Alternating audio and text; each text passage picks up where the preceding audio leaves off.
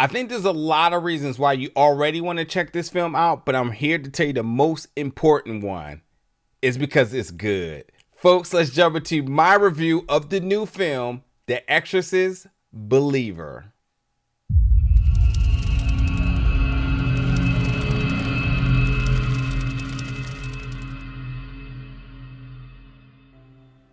What's up, everybody, and welcome back to the channel today for another review. And today we're going to be reviewing the new film, The Exorcist Believer, coming to theaters October 6th. Folks, it's been exactly 50 years this fall since The Exorcist, original Exorcist, landed in theaters.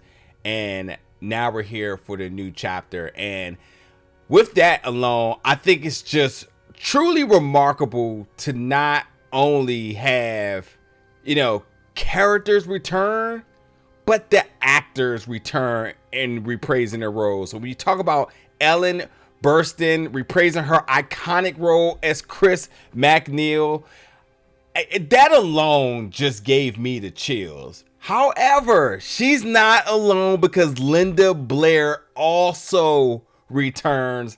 And whether that's a spoiler or not, it's just fascinating that over 50 years ago, these two women were a part of something very special to come, not only just within this franchise itself, but just in all exorcism films, and there's been so many inspirations from that original films and newer films and different projects that you gotta tip your hat to these two actresses and being a part of that. And then coming back, it's just, it gives you the chills, man. But in this film, which now is the next chapter in the Exorcist story, it is about Victor, who is played by Leslie Odom Jr., who is just great in this film, by the way.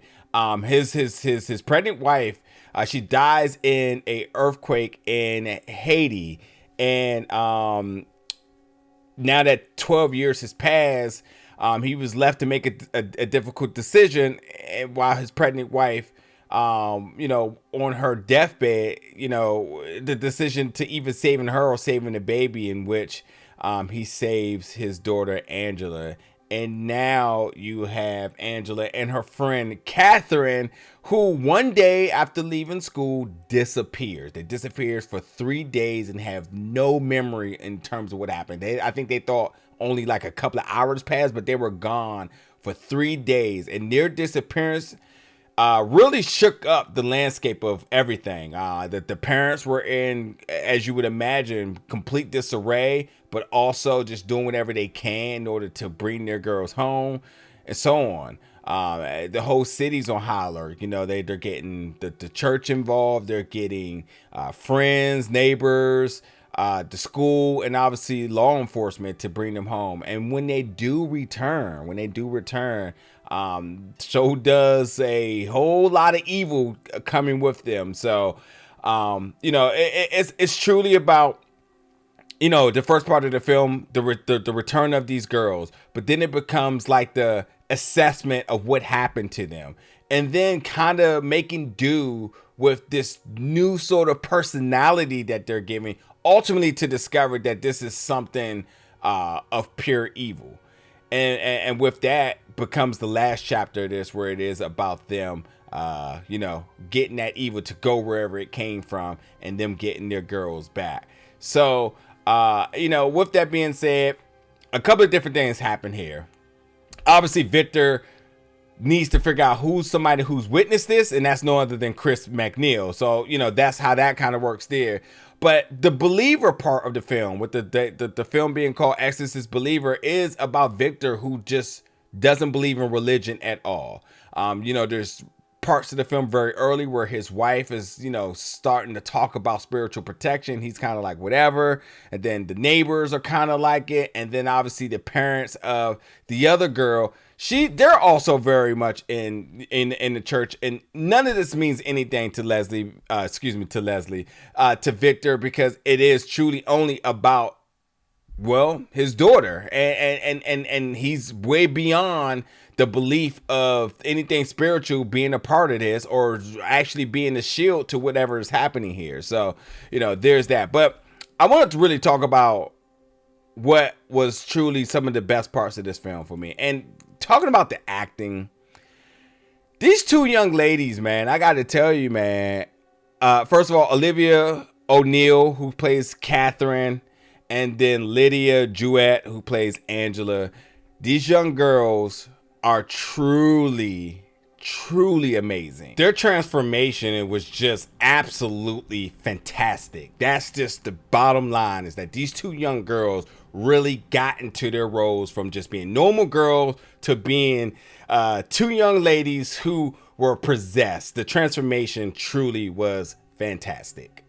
They carried the film in the third act. I ain't gonna say the third act, about halfway through the film, that's when things really start to get a little wild. And that's where their return comes, and then we see this new personality by them. These two young ladies, they bring it in all forms. The mannerisms, the dead stares. I'm not sure if they did the voice manipulation, but even their very cold sort of moments in dialogue, or they're kind of monotone, but sort of this evil presence within their voice. Like they did it really good. Then the script also got a lot more sophisticated, because it ain't just kids talking now. It's this demon that's, speaking in the terms of somebody who's, been around for many years here. So the language is even more sophisticated and so on. So like all those different components, I mean, these two young ladies, they really brought it. And then, when we talk about the makeup and all of the practical stuff, really good. I mean, when you start to see the transformation of these two young ladies being possessed, their aesthetic change, and they start to become and look more evil. I mean, that is even very good. So without a doubt, I just want to say that the script was good. This plot was completely fleshed out, and the makeup design, all the practical effects were very good, and this is the acting. And I think overall the entire cast really brings something. But I just wanted to, for the sake of this review, make sure that these two young ladies, they get their flowers, because they did a fantastic job in really carrying the film once all the creepiness starts to happen here. The CGI stuff, about in the third act, I at one point there wasn't any CGI. CGI came in pretty late in the film, and when it does, that third act, man, it's super good. But like the thing about this film, I will say, like, and as I mentioned, a really good script. Like the plot was completely fleshed out. I love how this film really avoided traditional horror tropes. The things you would expect, like just one jump scare, but like nothing else. And then you see scenes where like the camera is clearly wanting you to look in the background, and then there's nothing. They didn't go to traditional routes with things. I think they kept you really guessing. Very unpredictable in the third act for sure, but I think they kept you guessing, so that when they did decide to go and pull the rug from under the chair, you just was not expecting. I thought they did a really good job with that. And actually, I felt like this film wasn't really that scary in the sense of using horror tropes, but just the nature of what's happening is scary. I mean, you're talking about a possession here. Like it's scary, and the fact that they tried to do a double Exorcist in this is just kind of wild to me. But like they use the surrealism and societal things for that to really be the horror. I mean, these two girls going missing is already one thing, and even the fact that like, and to talk a little bit about why the girls were missing, Angela really mourns for her mother.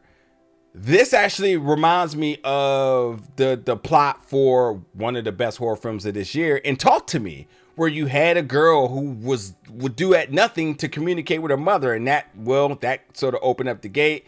And so yeah, same sort of thing here. So you feel for the mourning husband, the mourning dad, the mourning daughter, about the mother who died tragically on her medical bed and giving birth, because it was either between her or her daughter, and the dad had to make the decision. And then all of the supernatural stuff, the demonic stuff, certainly is a part of the scare tactic here. But I think there's also just the survival instincts that the parents kind of kick into as they're trying to stop at nothing to bring their kids home. And we're seeing these two families kind of clash and not working together. And in fact, that's where the believer part comes into this again, because not only is it that Victor doesn't believe in religion, but like he's also not really on the, and nobody's on the same page in the safety and the protection of these girls. You got two different families trying their own different styles. And ultimately, it's going to take a village. It's going to take everybody to come together to really come up with a solution. And even with that, does some very fascinating parts of this film to me that I had to have some comedic like undertones to. Like, I ain't gonna lie, this was like the Avengers of religion, because like at one point, everybody in your background pretty much have to come together, and everybody is trying their hand in terms of what is it going to extract this demonic presence out of these girls, you know, and everybody got their little background in religion, and everybody got to come together and do so.